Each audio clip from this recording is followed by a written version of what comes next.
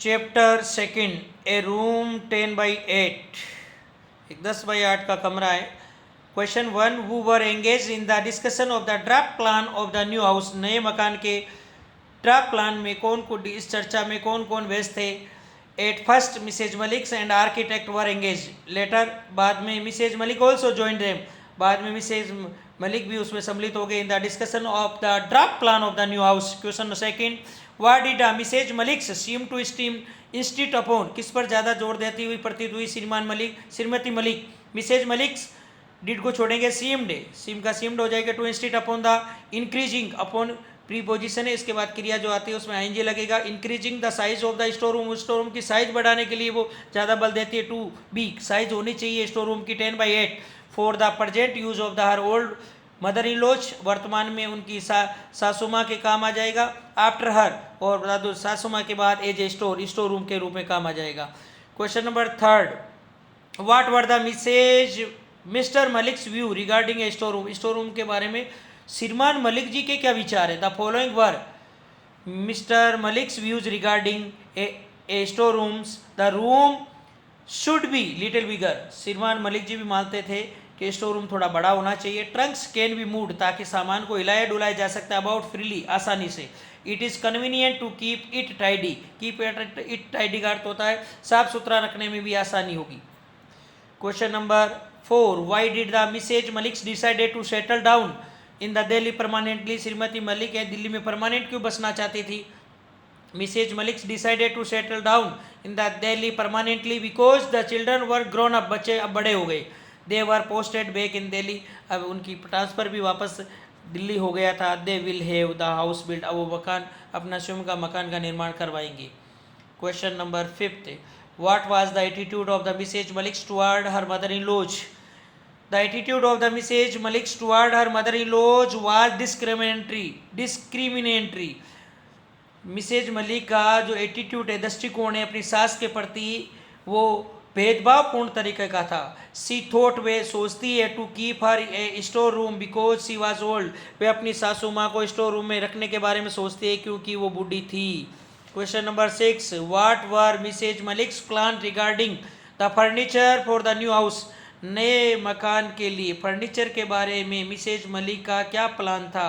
Mrs Maliks insisted, Mrs Malik ने बल दिया that she would have a new furniture made for house, मकान के लिए नया फर्नीचर बनवाएगी। सी वुड नॉट अलाउ, अनुमति नहीं देगी single piece of the old furniture, पुराने फर्नीचर को इन अनुमति नहीं देगी इन द न्यू हाउस में प्रवेश करने की।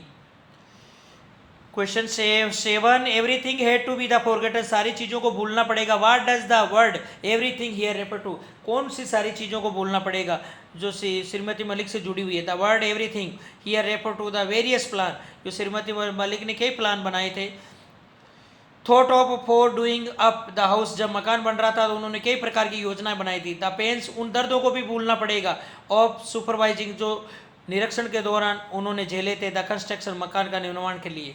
Question 8, to what reason does Mrs. Malik have to be happy and consoled on the being the transferred from the Delhi after acquisition of their new house by the government, government के द्वारा उनके नए मकान पर कब्जा करने के बाद, अधिग्रहण करने के बावजूद मिसेज मलिक से वो खुश क्यों थी। The first reason was of the substantial rent by the government, सबसे पहला जो कारण था वो था पर्याप्त मात्रा में गवर्नमेंट के द्वारा किराया मिलेगा। रेगुलरली, नियमित रूप से मिलेगा। एवरी मंथ, प्रत्येक मंथ मिलेगा। इन देयर बैंक अकाउंट, और सीधा उनके बैंक अकाउंट में आएगा। The second was of not renting to the private tenant, दूसरा प्राइवेट टेनेंटों का कोई सिरदर्द नहीं था। क्वेश्चन नंबर 9, वो सजेस्टेड, किसने सुझाव दिया था। द रूम साइज 10/8, रूम की साइज 10/8 होनी चाहिए। टू वूम, और किसको सलाह दी। Mrs Malik suggested the room size 10/8 to the architect, Mrs Malik ने सलाह दी थी, सुझाव दिया था कि कमरा 10/8 का होना चाहिए, और आर्किटेक्ट को दिया था। For the construction of the new house, जो नया मकान बन रहा था, Mrs Malik mister Malik supported the size, Shriman Malik ने भी उसको सपोर्ट किया। Question 10, why was the architect perplexed, architect आश्चर्यचकित क्यों हुआ, उलझन में कैसे पड़ गया। The architect was the perplexed because Mrs Malik wanted to store room to size 10/8 for her mother-in-law and it was the unthoughtful. Architect perplex हो गया क्योंकि इस मिसेज मलिक चाहती थी एक स्टोर रूम और वो अपनी सासू माँ के लिए चाहती थी और ये उनके लिए अकल्पनीय था, सोचनीय था, विचारणीय था।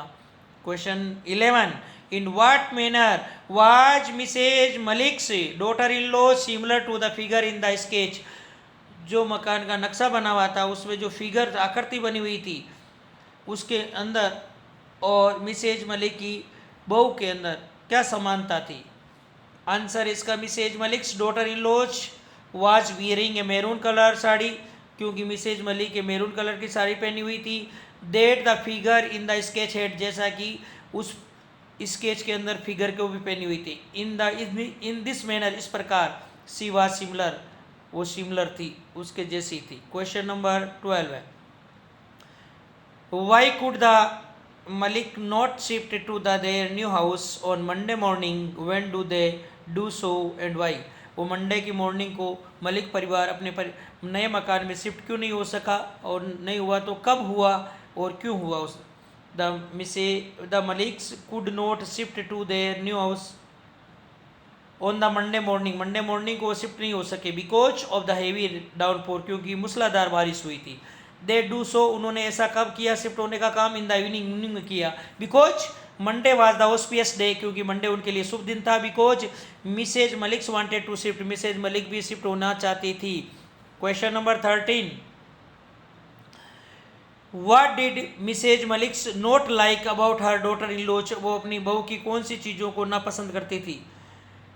About her daughter in law's, Mrs Maliks did not like her repainting of her lips, क्योंकि जब वो मकान में शिफ्ट होने जा रहे थे तो आगे की सीट पे उनकी बहू अपने बेटे के बगल में बैठी हुई थी और अपने लिप्स को रीपेंटिंग कर रही थी, हर जेबरिंग, और वो बातचीत कर रही थी incessantly in English with her husband, अपने पति से अंग्रेजी में लगातार बातचीत कर रही थी।